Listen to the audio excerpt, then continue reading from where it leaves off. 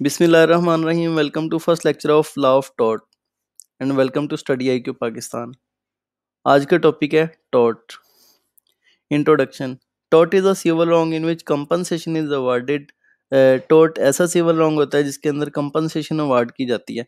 अब आप एक मिसाल के साथ इस तरह समझ सकते हैं कि अगर एक शख्स ए है, उसने बी को थप्पड़ रसीद किया है, तो जो बी शख्स है वो अदालत को दरमियान में लाकर ए शख्स से कोई भी कंपनसेशन अवार्ड कर सकती है।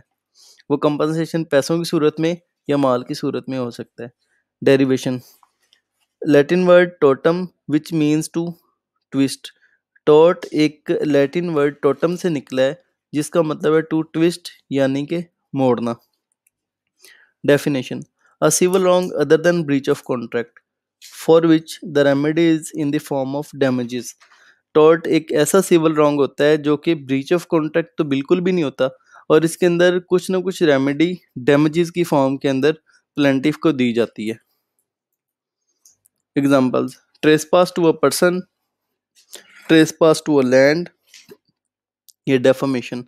ट्रेसपास टू अ पर्सन, जैसे मैंने अभी आपको एक मिसाल दिया है कि कोई भी शख्स ए है, उसने बी को थप्पड़ रसीद किया है, तो जो बी शख्स है वो डैमेजेस कंपनसेशन की फॉर्म के अंदर ले सकता है।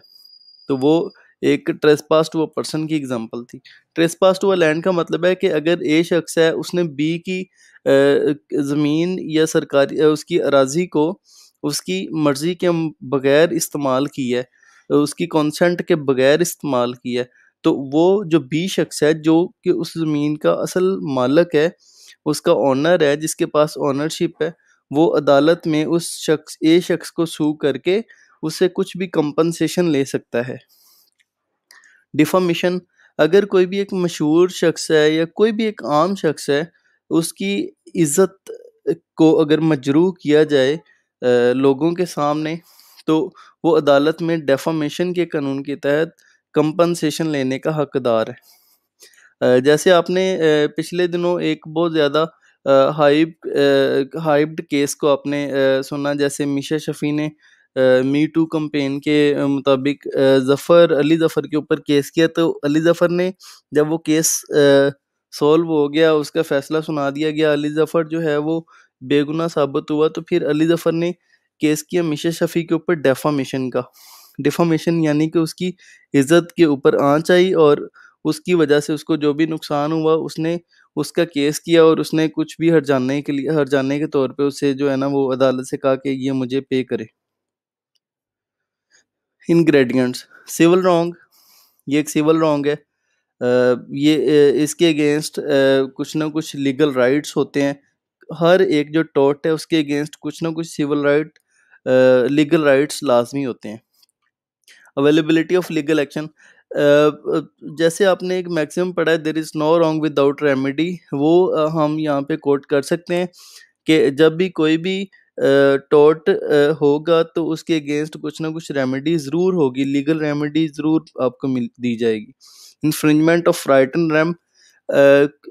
इसके अंदर ये भी हो सकता है कि किसी भी शख्स के अगर राइट्स जो हैं उनको वायोलेट किया गया है, तो वो अदालत को अप्रोच करके उसके अगेंस्ट कुछ भी रेमेडी ले सकता है। रॉन्ग नॉट टॉर्ट, ये कुछ चीज़ें इस तरह की मशहूर हैं कि ये वाले भी टॉर्ट्स हैं, लेकिन ये असल में टॉर्ट नहीं है। जैसे कि क्राइम, जब भी कोई भी शख्स क्राइम करता है तो उसको फ़ाइन किया जाता है और फ़ाइन अदालत लेती है या हुकूमत के ख़जाने में जाता है। लेकिन जब कोई भी शख्स टॉर्ट क्रिएट करता है तो उसके अगेंस्ट वो कुछ भी कंपनसेशन देता है और कंपनसेशन हमेशा प्लेंटिफ की तरफ जाती है। टॉर्ट कोई भी ब्रीच ऑफ कॉन्ट्रैक्ट नहीं होता। जब भी ब्रीच ऑफ कॉन्ट्रैक्ट होगा तो हम उसे टॉर्ट के ज़ुमरे में नहीं लेंगे, क्योंकि इसके लिए अलग कानून बना हुआ है। और उसके बाद breach of trust, breach of trust भी टॉर्ट नहीं है। टॉर्ट एक गलती होती है और उसके अगेंस्ट जो पार्टी होती है, जो कि प्लेंटिफ पार्टी होती है, उसको कुछ ना कुछ कंपनसेशन दी जाती है। और इस तरह हम कह सकते हैं कि जो ब्रीच ऑफ ट्रस्ट है, इसके लिए भी अलग से कानून बनाए गए हैं, इसलिए ये लॉ ऑफ टॉर्ट्स के अंदर नहीं आता। कंक्लूजन। टॉर्ट एक सिविल रॉन्ग है जो कि जिसके अगेंस्ट हम